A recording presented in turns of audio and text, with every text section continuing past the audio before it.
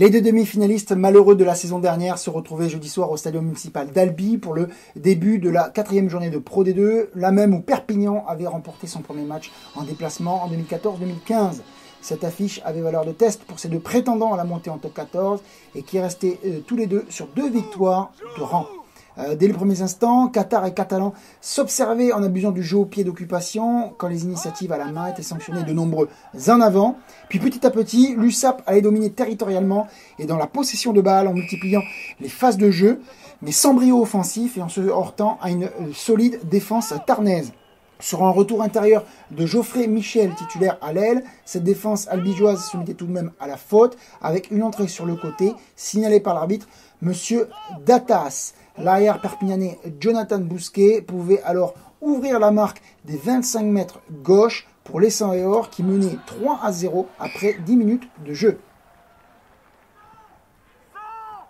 Mais la réaction d'Albi allait être terrible sur un ballon récupéré. On pilonne dans l'axe avec Damiani pour recentrer la défense. Puis on va aller redoubler vers les extérieurs avec Lagarde qui prend l'intervalle, passe les bras. Puis la balle à l'ailier Rocco Dourou qui file sur son aile gauche. Lilien repique au centre où il trouve le soutien de Tomo Epo venu à hauteur qui récupère la Chistera en offrande et s'en va sous les poteaux inscrire le premier essai du match pour le Sporting Club albigeois. On revoit ce très bon travail de l'ouvroir Lagarde qui amène cette action et cet essai qui, à la 18e minute de jeu du match, permet au SCA de passer devant au score 7-3.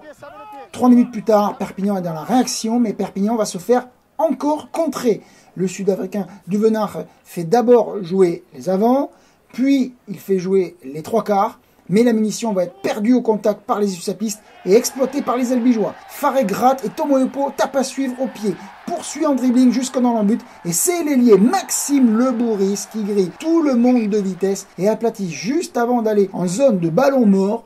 On joue alors la 21e minute de jeu et les jaunes et noirs avec un Tomo Epo dans tous les bons coups crucifient d'un deuxième essai des Perpignanais dominateurs mais moins réalistes. Albi, plus fort aussi en mêlée fermée sur ce premier acte, revient au vestiaire avec un score favorable de 17-9. Après la mi-temps, les Tarnais vont diriger le match et le tempo. Le demi-démêlé Antreg fait jouer ses gros pour conserver le ballon. Le talonneur Cyriac Pono sécurise un nouveau pick and go. Puis on va donner la munition à Raphaël Lagarde qui claque un drop des 22 mètres face. C'est ainsi qu'à quelques encablures de l'heure de jeu, les locaux s'envolent à la marque avec un 23-9 et 2 essais à 0 qui font espérer aux coéquipiers de Lagarde un bonus offensif. Mais c'est l'USAP qui va réagir avec caractère.